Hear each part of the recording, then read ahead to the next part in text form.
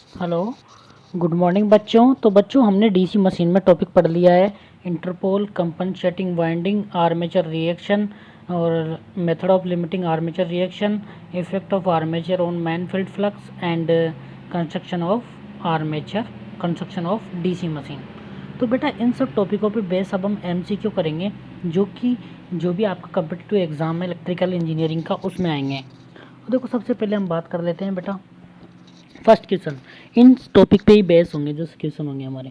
तो देखो हम बाकी क्वेश्चन छोड़ देंगे, हम उसको बाद में करेंगे जब हम टॉपिक थ्योरी पढ़ेंगे। तो देखो यहाँ पे फर्स्ट क्वेश्चन क्या कह रहा है बेटा, in a DC machine armature MMF is. देखो बेटा आर्मेचर एमएमएफ कौन सी शेप में होता था, ट्रायंगुलर शेप में होता था। और उसकी पीक वैल्यू कहाँ पे होती थी, पीक वैल्यू होती थी बेटा अपनी कहाँ पे होती थी, जो भी इंटरपोल एक्सिस है वहाँ पे, इंटरपोल रीजन में ऐसे। तो बेटा इसकी पीक वैल्यू कहाँ पे, आर्मेचर एमएमएफ की शेप कौन सी है इसकी, आर्मेचर एमएमएफ की ट्रायंगुलर, एंड पीक वैल्यू कहाँ पे होगी इसकी, इंटरपोल रीजन में। तो इसमें आंसर आ जाएगा triangular and direct along the inter axis. ठीक है, बी आंसर आ गया इसमें। अब देखो हम नेक्स्ट क्वेश्चन की बात कर लेते हैं आगे। नेक्स्ट क्वेश्चन देखो हमारा, in a loaded DC generator if the brushes are given shift from the interpole axis in the direction of the rotation then the competition will. देखो बेटा सबसे पहली समझने की बात है इसमें कि जनरेटर कौन सी डायरेक्शन में रोटेट होता है, क्लॉकवाइज डायरेक्शन में रोटेट होता है। तो देखो हमने इसको रोटेट कर दिया क्लॉकवाइज में यहाँ पे। तो देखो अब क्या होगा, देखो इसके दो घटक होंगे आर्मेचर के। तो यहाँ पे आर्मेचर फ्लक्स के यहाँ पे फाई आ गया। तो एक तो फाई है साइन फाई आएगा हॉरिजॉन्टली, और वर्टिकली कौन सा होगा, ये एंगल हो गया थीटा। तो यहाँ पे तो आ गया फाई है कॉस फाई, और यहाँ पे आ गया फाई है साइन फाई। दो घटक में तोड़ लिया हमने इसको आर्मेचर फ्लक्स को। तो देखो बेटा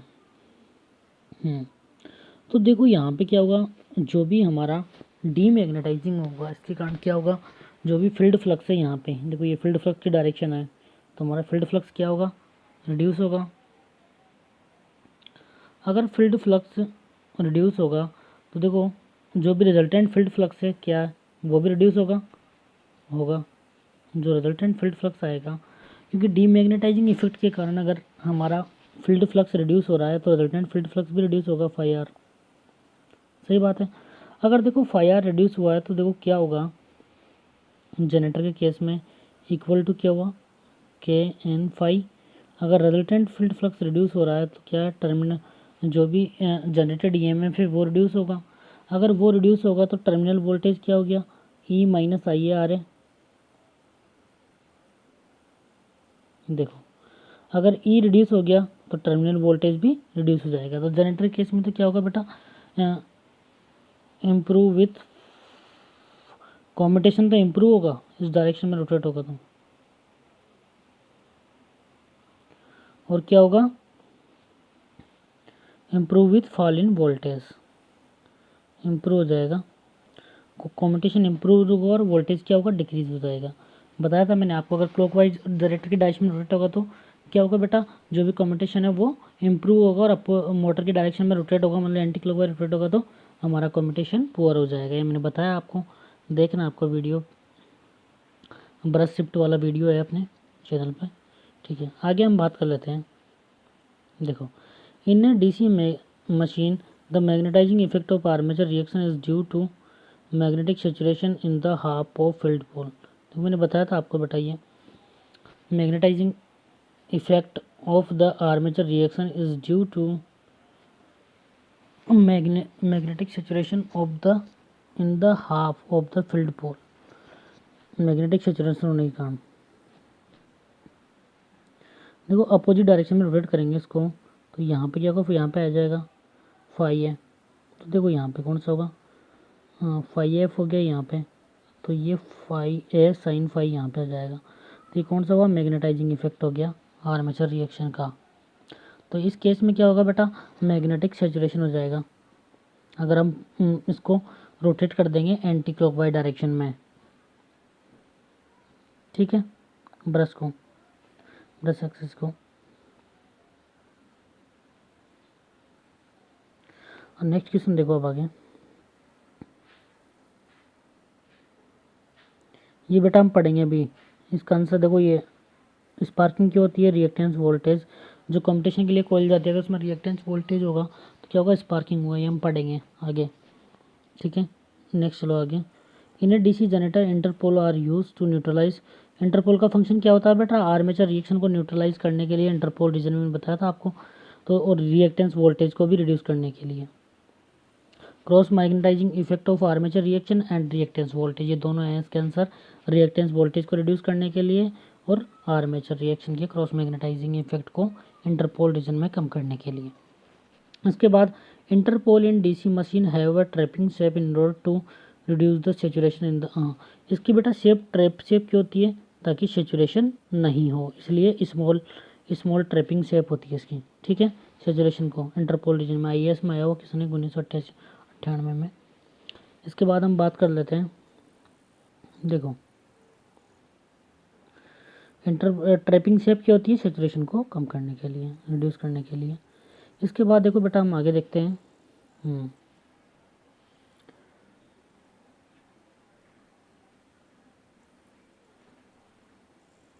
देखो क्वेश्चन नंबर 45, कौन सा at the following is statement, कौन सा स्टेटमेंट सही है कौन सा गलत है। Interpole winding are connected in armature in series with armature winding, बिल्कुल सही है बेटा।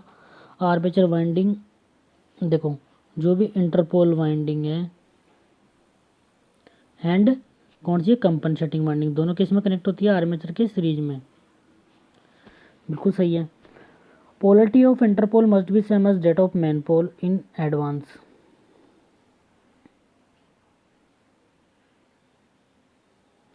ये गलत है बेटा। इंटरपोल क्या होते हैं, मेन पोल एडवांस में होता है, मेन पोल आगे होता है।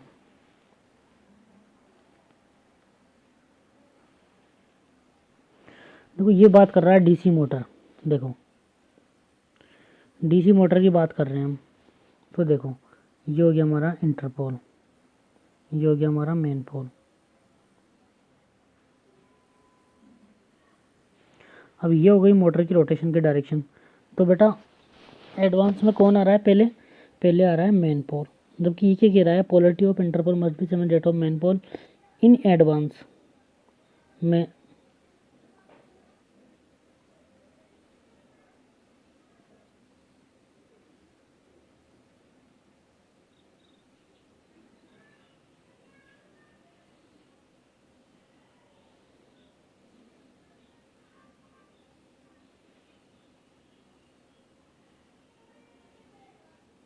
तो एडवांस में कौन होगा,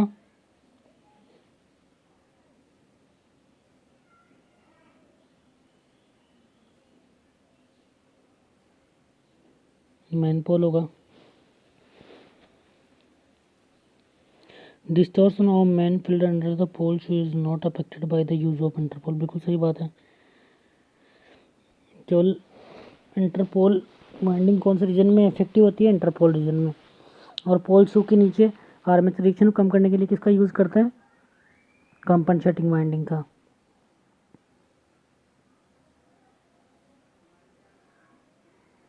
तो बिहाइंड होता है,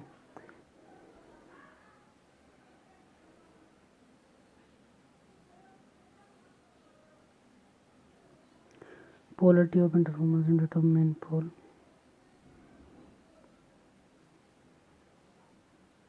इंटरपोल बेटा क्या होता है, इसमें बिहाइंड होता है, किसमें, मोटर में। तो ये दूसरा स्टेटमेंट क्या हो गया, गलत हो गया। इंटरपोल एडवांस में किस में होगा, जनरेटर में। ठीक है, तो कौन सा स्टेटमेंट सही है, 1 और 3। देखो मोटर इस डायरेक्शन में रोटेट होती है, तो इसमें अहेड कौन सा हो गया, मेन पोल, जबकि ये क्या बोल रहा है कि इंटरपोल की पोलरिटी सेम होगी जो कि मेन पोल की है, और एडवांस में होगा इंटरपोल, बट ये पॉसिबल नहीं है। किसके केस में होगा, जनरेटर में। जनरेटर कैसे रोटेट होगा, एंटी क्लॉकवाइज। तो देखो पहले कौन आ रहा है बेटा, अहेड कौन है, इसमें इंटरपोल है।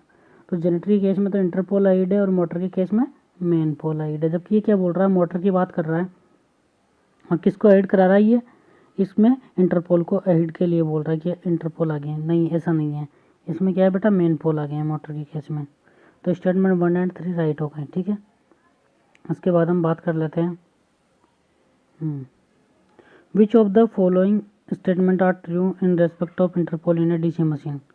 Reduce armature reaction effect in the interpole region, बिल्कुल सही बात है। इंटरपोल का यूज़ किया जाता है इंटरपोल रीजन में आर्मेचर रिएक्शन को रिड्यूस करना। Winding are connected in series with armature, बिल्कुल सही बात है। Have the same dimension as the main pole, नहीं बेटा, ट्रैपिंग शेप होते हैं small, small trapped shape pole होते हैं, ये इसके आकार के नहीं होते हैं, मेन पोल से छोटे होते हैं। तो ये स्टेटमेंट तीसरा गलत हो गया। तो कौन सा स्टेटमेंट सही हो गया? 1 और 2। ये भी IAS में आया हुआ क्वेश्चन है। नेक्स्ट देखो, हाँ, द आर्मेचर में wave form of A DC machine is triangular होती है, मैंने बताई दिया आपको। देखो यहाँ पे ये बना हुआ भी है, ये मैंने बना भी रखा है बेटा यहाँ पे, ये रही इंटरपोल रीजन में पीक वैल्यू होगी, आर्मेचर में की वेव फॉर्म कौन सी होगी? ट्रायंगुलर शेप में। In a DC generator the polarity of the interpole is, देखो ये लगे हैं, देखो बेटा ये रहा इंटरपोल, इंटरपोल ये लगे हैं इंटरपोल, ये है मेन पोल। अब देखो जनरेटर कौन सी डायरेक्शन में रोटेट होता है? जनरेटर होता है क्लॉकवाइज डायरेक्शन में, मतलब इधर की डायरेक्शन में रोटेट होगा, ऐसे इधर की डायरेक्शन में रोटेट होगा। तो देखो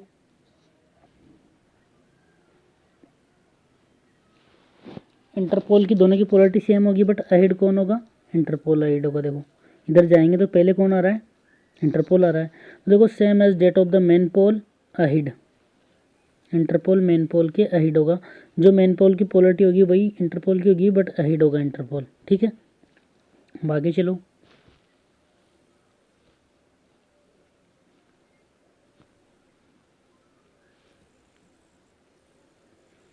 For the sparkless commutation, the armature effect in a DC machine is neutralized by using compensating winding and commutating poles.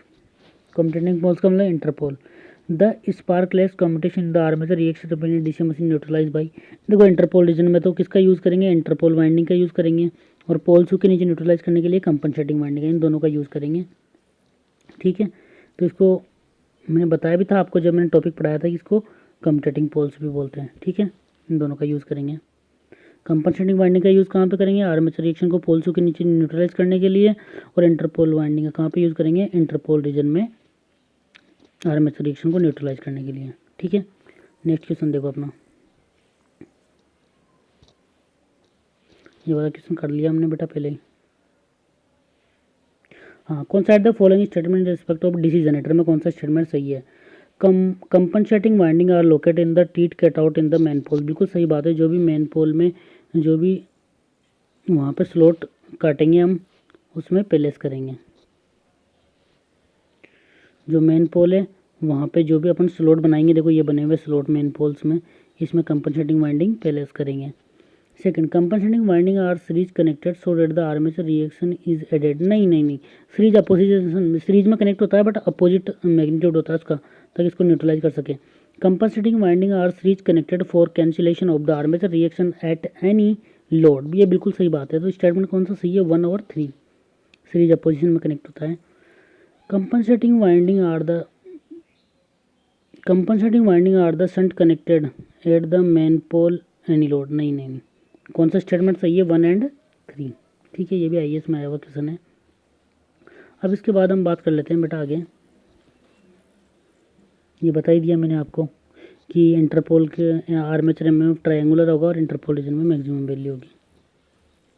ये भी बता ही दिया मैंने, इंटरपोल का सीरीज में कनेक्ट होगा आर्मेचर वाइंडिंग के। और मोटर के केस में क्या होगा बेटा? मोटर कैसे रोटेट करती है? एंटी क्लॉकवाइज, तो हेड क्या होगा इसमें? मेन पोल होगा। ठीक है, तो स्टेटमेंट 1 और 3 आ जाएगा, जो सेकंड स्टेटमेंट गलत हो जाएगा। ठीक है, क्वेश्चन कर लिया हमने पहले ही।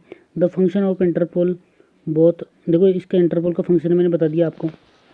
एक तो क्या होता है, पहला फंक्शन तो आर्मेचर रिएक्शन को न्यूट्रलाइज करने के लिए इंटरपोल रीजन में, दूसरा रिएक्टेंस वोल्टेज या कम्यूटेटिंग EMF को न्यूट्रलाइज करने के लिए जो कोई एलिमेंट यूज होता है। ठीक है, इसके बाद हम बात कर लेते हैं नेक्स्ट क्वेश्चन। इन्हें DC मशीन आर्मेचर MMF ये बता ही दिया, ट्राइंगुलर होगा इंटरपोल रीजन में, ये भी बता दिया बेटा आपको कि इंटरपोल की मेन पोल की पोलरिटी सेम होगी, बट मोटर केस में क्या होगा? मोटर केस में क्या होगा? मेन पोल आइड होगा, जबकि क्या बोल रहा है कि इंटरपोल आइड होगा, ये रॉन्ग है। इसके बाद द फंक्शन ऑफ इंटरपोल, ये कर ही लिया हमने। In DC machine specific flux density wave no load is flat top shape, ये बोल रहा है कि बेटा कोई DC मशीन है तो air gap flux density wave at no load, no load पे क्या होगा? नॉर्मली फील्ड फ्लक्स होगा, तो फील्ड फ्लक्स की वेव फॉर्म क्या होगी? फ्लैट टॉप शेप, जैसा कि दिखाया गया है, ऐसे होती है ना फ्लैट टॉप शेप। ठीक है, हाँ, आपको याद करना है, ये मैंने बताया था। Flux is maximum in the following of A DC motor. तो फ्लक्स मैक्सिमम कहाँ पे होगा बेटा? लीडिंग पोल टिप पे, मैंने बताया था ना आपको। आर्मेचर रिएक्शन में देखना आप क्या है, वहाँ पे क्या है, जो रिजल्टेंट फील्ड फ्लक्स, जैसे मेन पोल है,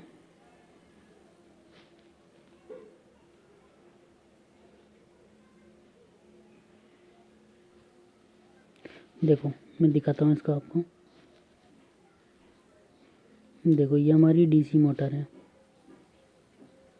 तो आर्मेचर रिएक्शन के कारण क्या हुआ, फ्लक्स ऐसे हो गया, 45 डिग्री पे टिल्ट हो गया, ऐसे हो गया। अब ये बोल रहा है कि the flux is maximum in the following part of DC motor, कौन से पार्ट में फ्लक्स मैक्सिमम होगा? मोटर कैसे रोटेट होगी? Anti clockwise. तो देखो, तो बेटा ये वाला कौन सा हो गया, लीडिंग पोल टिप हो गया, और ये टेलिंग पोल टिप हो गया। तो कौन से एंटी क्लॉकवाइज रोटेट होगी, मतलब ऐसे रोटेट होगी मोटर हमारी।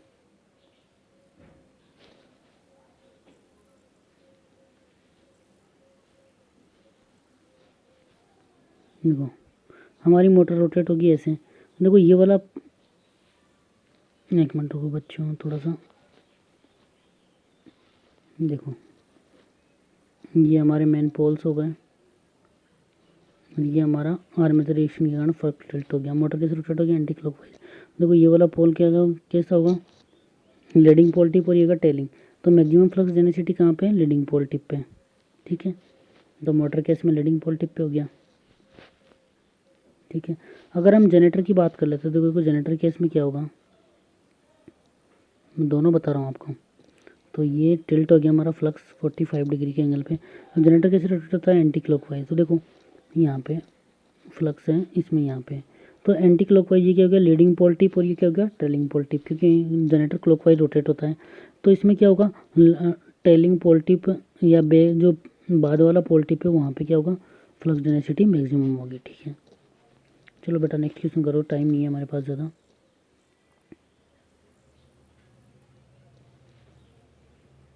ये सारे क्वेश्चन कर लिए हमने,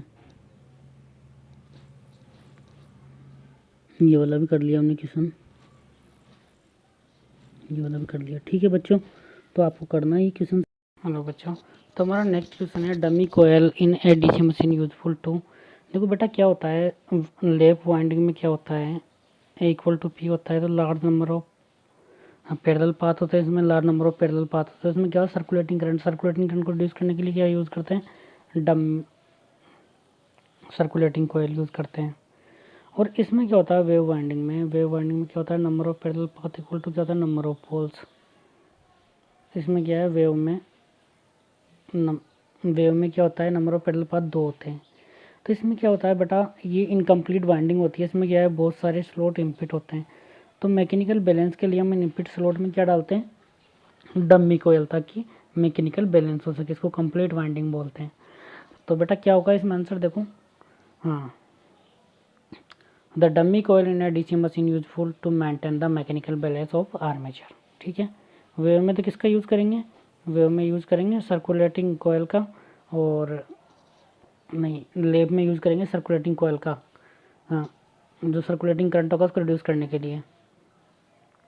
और वेव में मैकेनिकल बैलेंस के लिए किसका यूज़ करेंगे, डम्मी कोयल का। जो इनपुट स्लॉट होंगे उसमें डम्मी कोयल डाल देंगे, क्योंकि इनकम्प्लीट वाइंडिंग होती है, इसमें कुछ स्लॉट इनपुट होते हैं, ठीक है। धन्यवाद।